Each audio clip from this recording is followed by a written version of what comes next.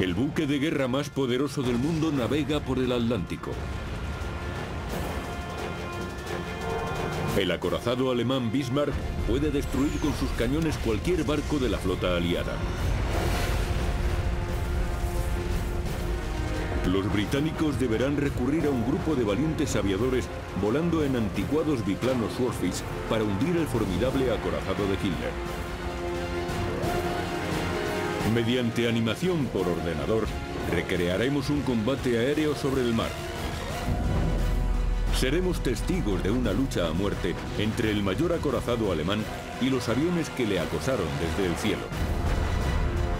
Presenciaremos la batalla, analizaremos las tácticas, reviviremos el hundimiento del Bismarck.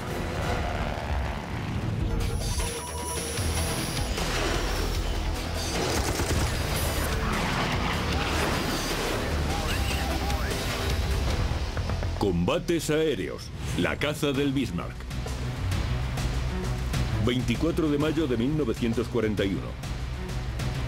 Al amanecer, dos mortíferos buques de guerra alemanes navegan por las frías aguas del Atlántico Norte. El crucero pesado Prince Eugene dirige la formación. Le sigue una inexpugnable fortaleza de acero, el acorazado Bismarck. Para el Bismarck, el mayor barco de guerra votado hasta entonces era su primera travesía bélica, una misión de alto secreto, con el nombre en código de Ejercicio Ring. El plan alemán, introducirse en el Atlántico y atacar por sorpresa a los convoyes aliados. Eran vitales para Gran Bretaña. Sin ellos, la nación sucumbiría. Si un buque como el Bismarck avistaba un convoy, ningún barco de escolta podría hacerle frente. Karl Lindemann era el capitán de aquel gran barco, pero esta misión era tan importante que el almirante Günther Lungen estaba al mando de la operación. A bordo del barco iba también Heinrich Kund, maquinista de 24 años. A bordo del Bismarck, todos éramos conscientes de lo que implicaba aquella misión. Sabíamos que tripulábamos el acorazado más poderoso que existía, pero también que los ingleses eran más numerosos y que podía ocurrirnos cualquier cosa. Sin que los alemanes lo supieran, a 30 millas al sureste, dos barcos británicos se dirigían hacia ellos para interceptarlos. El acorazado Prince of Wales y el orgullo de la flota británica, el HMS Hood. El almirante Lancelot Holland iba en el Hood al mando de la operación. Ted Briggs era entonces un señalero de 18 años. Tenía una fama increíble. Era el barco más poderoso conocido hasta entonces.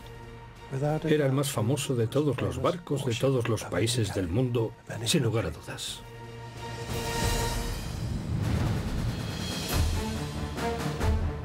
El plan de combate del almirante Holland sufrió un revés. Esperaba derrotar a los alemanes en la boca del estrecho de Dinamarca, disponiendo su flotilla en posición de T para presentarles el costado y disparar con toda su artillería. Pero los británicos perdieron el contacto con el enemigo durante la noche y por la mañana no los avistaron. Los alemanes les habían burlado. Los alemanes se hicieron por azar con una ventaja táctica que los marineros llevaban tratando de conseguir desde los tiempos de Nelson. Pero ahora era el enemigo el que formaba la T, lo que significaba que el Bismarck podía disparar con todos sus cañones, mientras que los británicos solo podían disparar con sus torres proeles. Pero eso no arredró a los británicos. El Hood era la máxima representación del poder naval. A las 5:52 de la mañana, a 14 millas de los alemanes, el Hood es el primero en abrir fuego. Sus proyectiles caen cerca de la banda de estribor del Prince Eugene.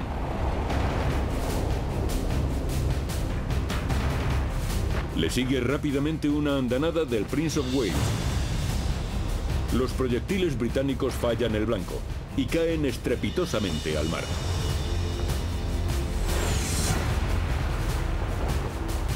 Enormes columnas de agua rodean el barco alemán, mientras el almirante Lungen retiene su fuego.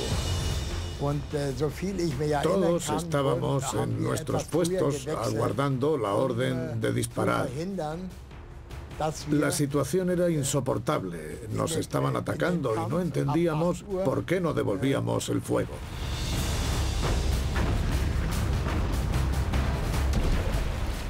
Para Lutyens, su misión no era combatir contra barcos de guerra, sino destruir el comercio. Si se averiaba, tendría que regresar a puerto y su misión habría terminado. Los británicos mantenían el fuego. Los proyectiles silbaban cerca de los barcos alemanes a más de 3.000 kilómetros por hora. Pero Lutyens aún rehusaba contestar al ataque. Finalmente, el capitán Lindemann dijo: «No permitiré que hundan mi barco sin mover un dedo». Entonces, el Bismarck empezó a disparar contra el enemigo.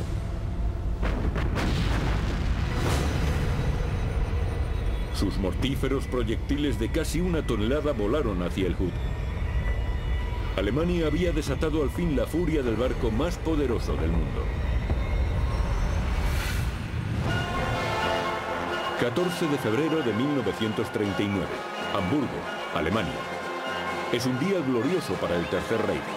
El más grande barco de Hitler es bautizado. Se trata del acorazado Bismarck. La prensa alemana proclama con orgullo que el inmenso barco pesa 35.000 toneladas, el límite legal establecido por los tratados navales internacionales tras la Primera Guerra Mundial. Pero lo que no saben es que el Bismarck pesa en realidad 50.000 toneladas.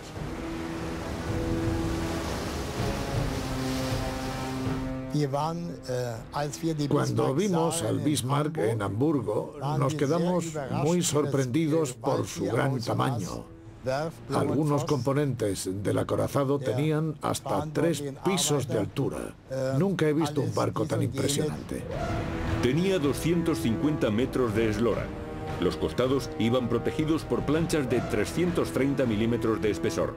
Su manga de 36 metros hacía de él una magnífica plataforma estable para sus 8 cañones de 380 milímetros. Estaba feliz de volver a bordo de un barco como aquel, no solo por ir en un barco grande, sino porque este, en cuestión, era el mayor de todos. Representaba todo un símbolo de poder. El 18 de mayo de 1941, el Bismarck sale de puerto en secreto, dando comienzo al llamado Ejercicio Rhin. Pero 3 días más tarde, un Spitfire de la RAF fotografía al acorazado cerca de Bergen, Noruega. La Royal Navy envía rápidamente al acorazado Prince of Wales y al mayor buque de guerra británico, el HMS Hood. En 1920, el Hood era el barco más largo y rápido del mundo. Su eslora era de 262 metros y pesaba 48.000 toneladas. Tanto el Hood como el Bismarck estaban armados con 8 cañones de 380 milímetros que lanzaban proyectiles de 770 kilos a más de 15 millas náuticas. Pero los nuevos cañones del Bismarck podían disparar 3 veces por minuto, los del Hood solo 2. La diferencia estaba en el blindaje. El Bismarck era un acorazado bien protegido, mientras que el Hood era un crucero de batalla y había sido construido para ser veloz. Fue diseñado para cazar y hundir cruceros enemigos, nunca para enfrentarse a acorazados en combate. El blindaje de la cubierta del Hood no sobrepasaba los 76 milímetros. Si los proyectiles caían en ángulo sobre ella, podían penetrarla y explotar en el interior.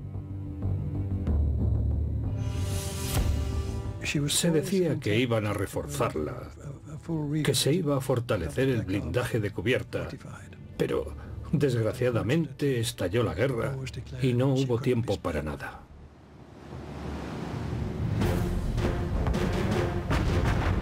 Ahora, el 24 de mayo de 1941, el Hood y el Bismarck abrían fuego uno contra otro.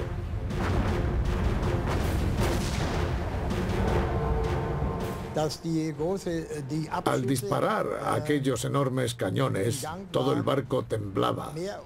No paraba de pensar que en cualquier momento acabarían arrojándome al agua. Era increíble, los cañones eran muy poderosos. El Hood y el Prince of Wales están aquí. El Bismarck y el Prince Eugene aquí, a 13 millas. Conscientes del peligro de que los proyectiles cayeran verticalmente sobre el Hood, los británicos fuerzan a los artilleros alemanes a disparar con una trayectoria plana. Así, los proyectiles impactarían contra el casco del Hood de 300 milímetros de espesor en lugar de contra la delgada cubierta. La primera andanada del Bismarck falla, explotando cerca de la banda de estribor del Hood. El Bismarck dispara de nuevo.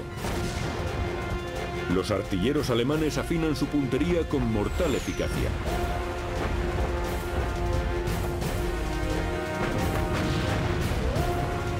El orgullo de la Royal Navy está en el centro de sus visores de puntería.